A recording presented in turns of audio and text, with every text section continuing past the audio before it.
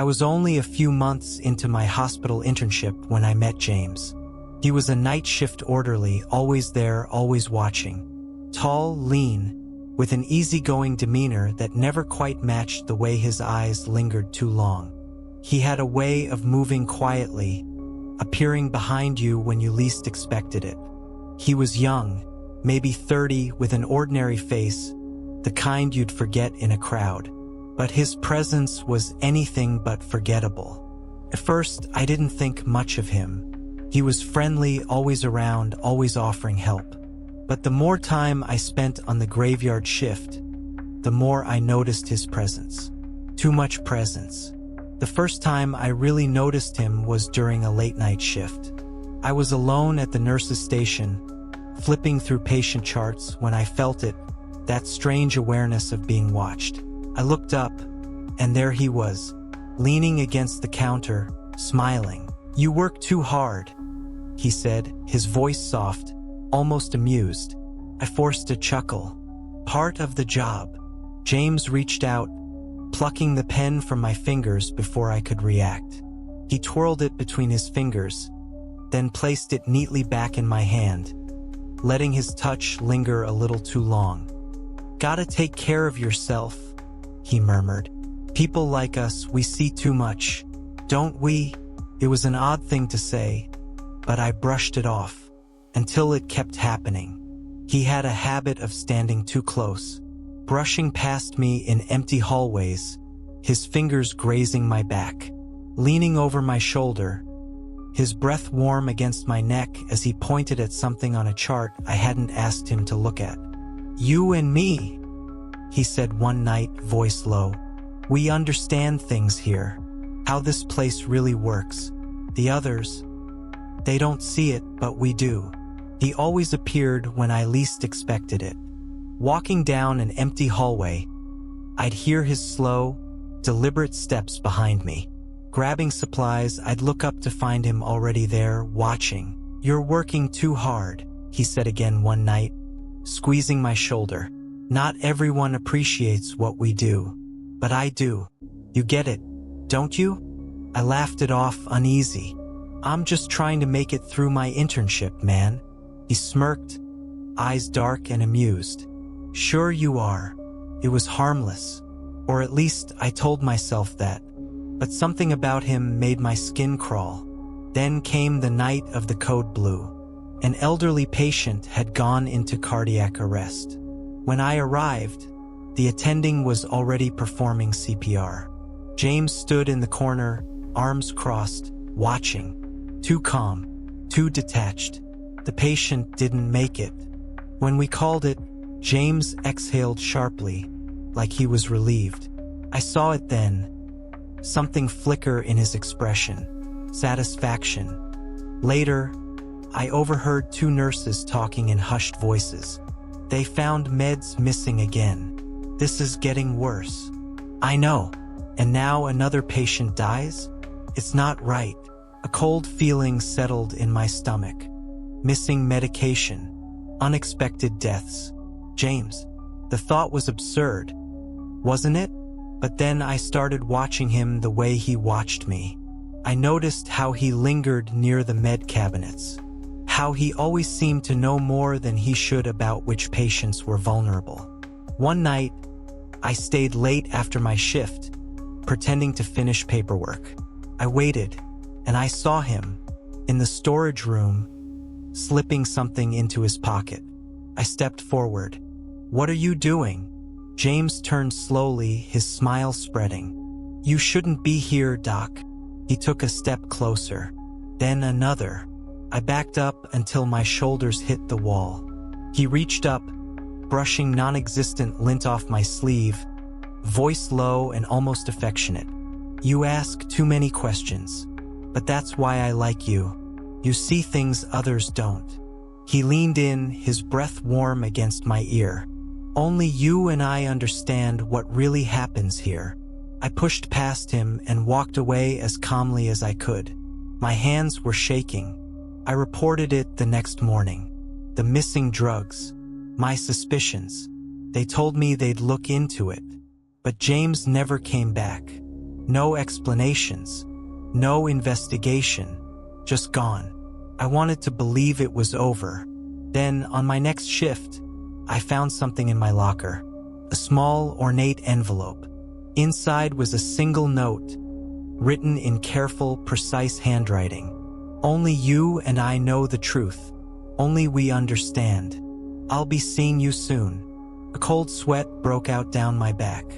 James was gone, but not in the way I had hoped. Not for good. I turned, half expecting to see him standing there, grinning, but the hallway was empty, for now. I was working the night shift as an intern at a hospital that wasn't exactly old, but it certainly had its quirks.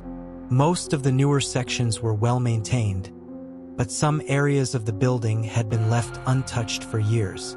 One wing, in particular, was rarely used, mostly for storage or emergency overflow when no other beds were available. The nurses would sometimes joke about the forgotten parts of the hospital, warning new staff not to wander too far at night. That night, around 2 a.m., I was assigned to check on a patient in room 347. The shift had been quiet, the kind of silence that made the hallways feel eerie. I thought I knew the way, but I must have taken a wrong turn because the hallway I found myself in looked off. The overhead lights flickered, and the walls seemed older, the paint peeling in spots. The usual hospital signs were missing, and the farther I walked, the more unfamiliar everything felt. At the end of the hallway, I noticed a door slightly ajar. A dim light spilled from inside, casting a sliver of yellowish glow onto the floor. I hesitated. Something about it felt wrong. But maybe a nurse was inside. Maybe they could tell me how to get back. I pushed the door open. Inside was a small, dimly lit hospital room. But something was off. The bed was unmade. The sheets crumpled in a heap. Personal belongings were scattered across the floor. Empty food wrappers, dirty socks, a pile of blankets in the corner. The air smelled stale like dust and sweat. At first, I thought this was some kind of storage space or an unused break room. But then I noticed the walls. The paint was cracked, the tiles yellowed with age. This room hadn't been used by hospital staff in years. And yet, someone had been here. Recently. My skin prickled. I turned to leave, but then I heard it. A rustling sound from the pile of blankets in the corner. I froze. My breath caught in my throat. Slowly, I turned my head. A pair of wide, bloodshot eyes stared at me from the darkness. My stomach dropped. The blankets shifted, and a figure slowly sat up. He was tall, gaunt, his skin pale and stretched tightly over sharp cheekbones. He wore a faded hospital gown, the fabric stained and frayed at the edges. His hair was matted, his lips cracked. For a split second, I thought he was a patient, maybe someone who had wandered off and gotten lost. But no, that didn't make sense. This part of the hospital wasn't in use. And the look in his eyes, it wasn't confusion. It wasn't fear. It was something else. His mouth curled into a small, almost knowing smile. I was wondering when you'd find me. My breath caught in my throat. I took an instinctive step back, but he mirrored me, slowly rising to his feet. He was taller than I expected, his movements too smooth, too deliberate. My eyes flicked downward. He was holding a scalpel. I bolted. I yanked the door open and ran. My heart pounded as I sprinted down the hallway, my footsteps echoing against the tiles. I could hear him behind me, his bare feet slapping against the floor. I didn't dare look back. I turned a corner and nearly slammed into a set of double doors. Locked. My hands shook as I fumbled with my hospital ID, but the scanner beeped red. The doors wouldn't open. The footsteps slowed. I turned my head. He stood at the end of the hallway, just beyond the reach of the flickering light. He wasn't running anymore. He wasn't even breathing hard. He just stood there, staring at me, the scalpel glinting in his hand. Then he smiled. Not the kind of smile you give someone when you're trying to reassure them. Not even the kind of smile you give before you attack. It was worse. It was almost polite. Then, with agonizing slowness, he took a step backward. Then another, and another, until the shadows swallowed him whole. I don't remember how I found my way back to the main hall. 1 second I was standing there, frozen, and the next I was bursting through the doors of the nurse's station, gasping for air. I tried to explain what happened, but no one believed me. "There's no patient like that on this floor," one of the nurses said, frowning. "And that wing isn't abandoned. We use it for overflow sometimes." "But the room? Which room?" I opened my mouth, then hesitated. I didn't know which room. There were no numbers on the doors. No signs. Security did a sweep of the floor but found nothing. No sign of a break-in, no evidence that anyone had been living there. The cameras in that hallway hadn't been working for months. But I know what I saw, and the worst part wasn't that he had been there. It was that he let me go.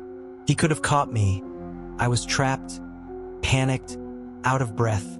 But he didn't. He just stood there, watching, smiling, like he was testing me, like he wanted me to run, like he was playing a game. And sometimes, when I work the night shift, I get the feeling that someone is still there, somewhere in the hospital, wandering the halls, waiting.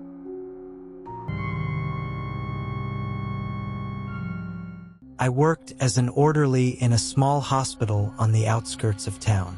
Even during the day, the place looked old, but at night it felt downright abandoned. The dimly lit hallways, peeling walls, and creaky floorboards gave it a haunting atmosphere. I often joked that horror movies could be filmed here, and no one would suspect the building was still operational. The longest shifts were always the night shifts. The hospital would fall silent, patients would sleep, and even the staff tried to stay in the break room as much as possible. My job was to do rounds, check the rooms, and make sure everything was in order. Usually nothing happened, but that night was different. I was assigned to watch the 3rd floor. It was rarely used since the hospital hadn't been full in years. Only 2 rooms were occupied there, both with patients in serious condition who didn't require constant supervision. There was a small monitoring room on the floor with a screen displaying footage from the security cameras. I settled in there and began my usual routine. I started my round with the first room. Inside was a man in his 50s wearing an oxygen mask. He was fast asleep, his breathing steady, the silence broken only by the hum of the ventilator. I checked his monitor, adjusted his blanket, and left quietly. In the second room was an elderly woman. She lay on her back, her hands folded on her chest, eyes closed. Her face looked waxy, almost mannequin-like. I held my breath, listening closely. Her slow, steady breathing reassured me.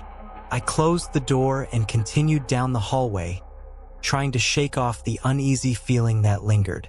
The hallway seemed endless, each step echoing off the walls. As I walked back toward the monitoring room, I noticed the door to the second room was slightly ajar. I approached and peeked inside. The old woman lay in the same position, but now her head was turned toward me. I flinched but quickly scolded myself. Patients move in their sleep, it's perfectly normal. But something about her face unsettled me. Her expression was too stiff, like she had turned her head but her facial muscles hadn't relaxed. It looked as though she was watching me. A chill ran down my spine, and I quickly closed the door. Back in the monitoring room, I decided to check the cameras. I rewound the footage to the moment I walked past the second room. On the screen, I saw myself open the door, look inside, and close it, exactly as I remembered. But about a minute later, the door slowly creaked open by itself. I leaned closer, expecting to see more, but nothing happened. I tried to convince myself it was just a draft, but I felt an urge to check again. I walked back down the hallway, moving as quietly as possible. The door to the second room was ajar again, as if waiting for me. I cautiously stepped inside, careful not to make a sound. The old woman lay just as before, but this time her arms were down at her sides, even though I was certain they had been folded on her chest earlier. I blinked, trying to remember if I was mistaken. I moved closer, examining her face. She was completely still. I could hear her steady breathing, but now it sounded too mechanical, like the hum of a broken fan. I shivered as a cold chill ran through me. Trying to shake off my unease, I closed the door and returned to the monitoring room. But when I checked the camera again, my heart skipped a beat. I watched myself close the door, and then it slowly opened once more. But this time, a hand appeared in the doorway. The old woman's hand. It gripped the door handle as if she was trying to come out. I jumped out of my chair and ran to the room. But when I burst inside, she was lying still, eyes closed, her body motionless. I checked her pulse. She was dead. The doctor later confirmed she had passed about an hour earlier. That meant she was already gone before I even started my rounds. I went back to the security footage, but the recording was gone. I checked all the archives, but the clip had disappeared. I never told anyone about it, but after that night, I refused to work on the third floor again. Still, whenever I walk past that hallway, I feel someone watching me from the slightly open door.